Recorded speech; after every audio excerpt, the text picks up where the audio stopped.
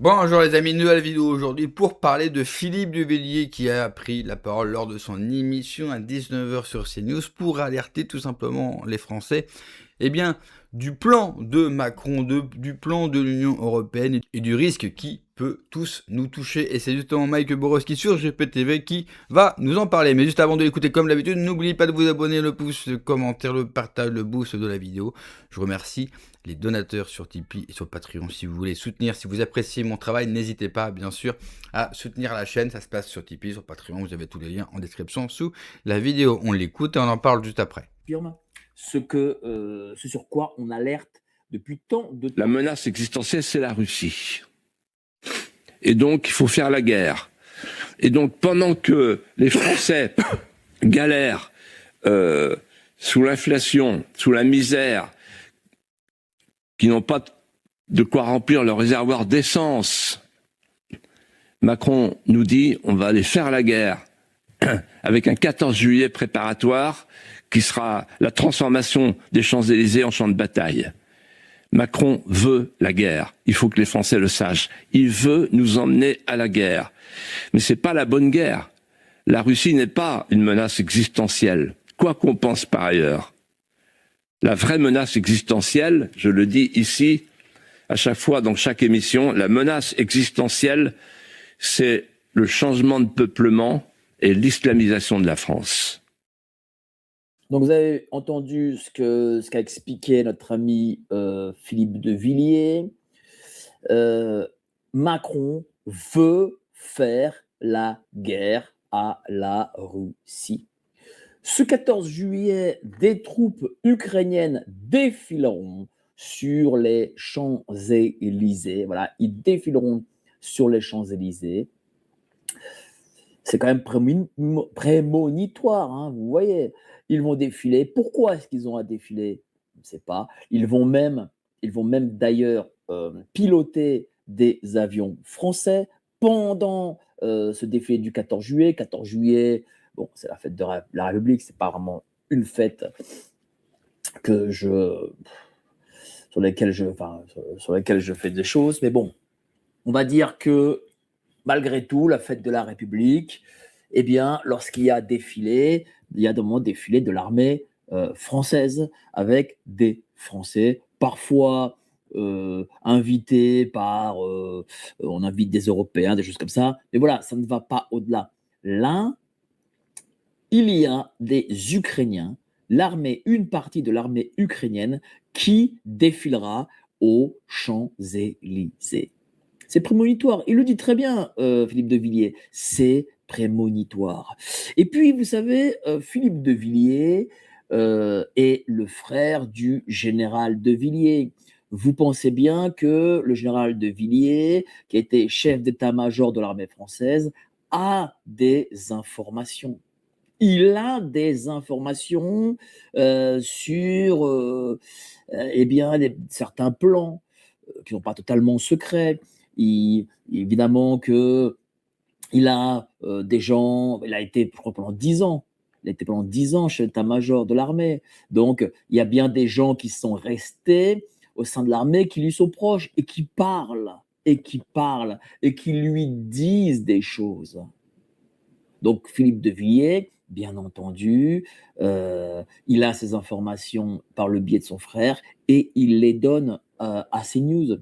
Et lorsqu'il s'avance que, eh bien, Emmanuel Macron veut la guerre avec la Russie, c'est que son info est fiable. Voilà. Alors on va me dire, comme toujours, non mais tu comprends, la France n'a pas une grande armée actuellement, elle n'a pas le matériel, n'a pas les gens pour aller faire la guerre à la Russie. Ben, je leur dis d'abord, détrompez-vous, parce que ce ne sera pas une guerre comme il y a eu jadis sur le front français dans des tranchées creusées du côté de Verdun, etc. Ça ne se passera pas comme ça. Mais c'est évident que ça ne se passera pas comme ça. S'il y a guerre demain avec la Russie, ça se passera dans le Donbass. Et ce sera sur ce terrain-là, parce que on n'ira pas, les Russes ne viendront pas envahir la France, contrairement à ce que l'imaginaire peut penser. Deuxième chose aussi, il y a l'armée, la marine. Personne ne parle de la marine, bizarrement, alors que la marine a été, par exemple, pour les Anglais, pour l'Empire anglais, eh bien, le plus qui a fait que les Anglais ont envahi quasiment le monde entier.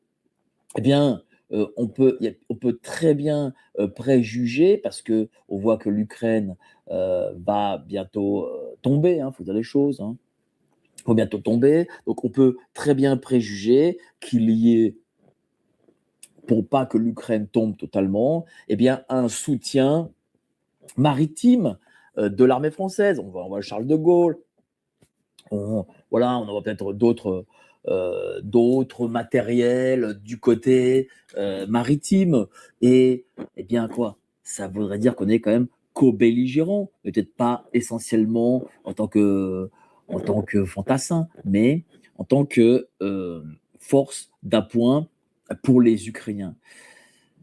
Il y a des milliers, des dizaines de milliers de façons de faire les choses, et se dire ah mais non, mais ça se fera dans une forme d'envoi de troupes, comme on peut croire dans les guerres d'antan, en se disant, parce que évidemment il y a cet imaginaire qui prend l'esprit des gens, et quand on leur parle de guerre, eux voient je sais pas moi, la bataille de Berlin, ils voient Verdun, ils voient les taxis parisiens qui vont commandés par le maréchal Foch, etc. Ou alors ils voient même, pour aller plus loin, les batailles napoléoniennes.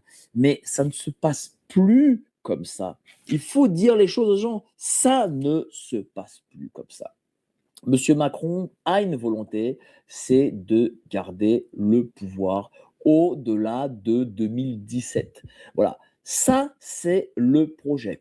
Il n'a pas fini le travail en France.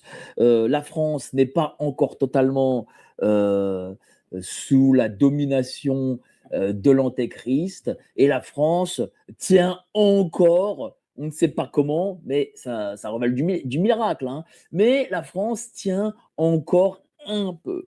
Peut-être qu'il ne faut pas beaucoup pour la bousculer, pour qu'elle tombe, mais elle tient encore. C'est dû, j'imagine, à des siècles et des siècles d'histoire. Un pays aussi ancien que la France ne peut pas tomber en 20, 30, 40 ans de république française. Voilà. Bon, même en 2 siècles entrecoupés de république française. Il faut beaucoup plus de temps, parce que voilà, là, les résistances se font un peu partout, même si ce ne sont pas des résistances armées, mais ce sont des résistances malgré tout venant des gens. Voilà, les gens sont enracinés, ils ont des patrimoines, ils se sentent encore comme des autochtones, et donc ce n'est pas en plusieurs dizaines d'années de Cinquième République ou 2 siècles de République des Lumières qu'on peut faire tomber un pays aussi ancien. Personnellement, j'ai du mal à croire qu'ils vont nous envoyer en Ukraine. Je ne dis pas qu'ils ne le souhaitent pas. Ah, ça c'est sûr. S'ils pouvaient, si la République pouvait encore, eh bien, faire une épuration de notre peuple, en y envoyant bien sûr les fameux Gaulois réfractaires, pour reprendre une phrase ou plutôt une insulte d'Emmanuel Macron, la République le ferait. C'est exactement ce qu'a toujours fait la République, purger. Car le récit de la République, vous savez, les valeurs, le monde extraordinaire, et avant c'était l'oscuruptisme, si vous reprenez l'histoire de la République, ça n'a jamais réellement pris. La République a toujours connu des turbulences de la première à aujourd'hui. Et la République a toujours fonctionné d'une seule manière, elle a utilisé la violence contre son propre peuple pour faire passer la pilule républicaine. Alors, nous envoyer bien sûr au Donbass pour nous faire massacrer, il le ferait avec plaisir. Bon, le problème, déjà premièrement, il suffit de regarder les Français. Les Français, avec tout le respect que j'ai pour mon peuple, et Dieu sait que je combats pour lui redonner un petit peu de liberté et lui rendre la vie meilleure, bon, les Français sont pas aujourd'hui les plus courageux du monde et sont pas taillés à aller se battre dans des tranchées. Soyons sérieux quand même. Ça leur ferait comme tout drôle. Ça ferait du bien à certains, peut-être, si on serait mauvaise langue, mais soyons sérieux, on n'est pas là du tout prêt. Ensuite, prenons l'armée française. Ça va être compliqué pour l'armée française. Quand vous avez que 2 jours de munitions, allez, 4 tout au plus, bon, donc qu'est-ce qu'on fait? On tire comme des malades pendant 4 jours en espérant leur avoir fait suffisamment peur. On fait, allez, on demande une trêve? Non, soyons sérieux, on n'a pas grand-chose aujourd'hui, à se mettre sous la dent. Et je rajouterais qu'aujourd'hui, et surtout la guerre en Ukraine, et les différents conflits, comme le conflit en Iran par exemple, nous ont appris que les armes d'aujourd'hui qui sont utilisées dans des conflits de haute intensité, eh bien, on n'en a pas. On n'en a pas. Quelle est l'arme la plus utilisée, quel est l'armement le plus utilisé en Ukraine et qui a été utilisé en Iran? Le drone kamikaze. Un drone qui va coûter entre 2500 et 5000 $, grand maximum, qui est fabricable par n'importe qui, dans des usines en sous-sol. Enfin, vous n'avez pas besoin du tout d'être ingénieur, ça se fabrique très très vite, c'est très rapidement mis sur le terrain, et son seul objectif, bien sûr, c'est de se faire exploser en vous touchant. Eh bien ça, la France n'en est tout simplement pas équipée.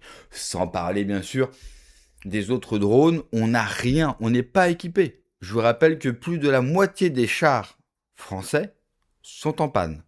Mieux, nous n'avons même pas les pièces pour les changer, pour les réparer. Donc on n'est vraiment pas apte aujourd'hui à aller se confronter avec la Russie qui a quand même quelques années d'expérience d'une guerre à haute intensité et qui est prête à ce conflit. La Russie non seulement a l'expérience du terrain aujourd'hui, mais en plus a l'armement adéquat qui répond aux demandes, bien sûr, des conflits modernes de haute intensité. Nous, on n'a pas grand-chose. On a certes quelques armes de l'armement avec un haut degré technologique, mais qui ne sert plus à rien dans les conflits d'aujourd'hui. Et qui en plus coûtent très cher et sont très longs à fabriquer. Pour résumer, on n'a aucune chance aujourd'hui. Alors après, si c'est pour nous envoyer au casse-pipe, pour espérer une escalade, l'escalade de trop, là encore, je vois pas... Enfin, moi, je veux bien imaginer tous les scénarios, je veux bien vous faire peur. Si vous voulez avoir peur, si vous voulez, je vous ferai une vidéo et je vous ferai peur à mort.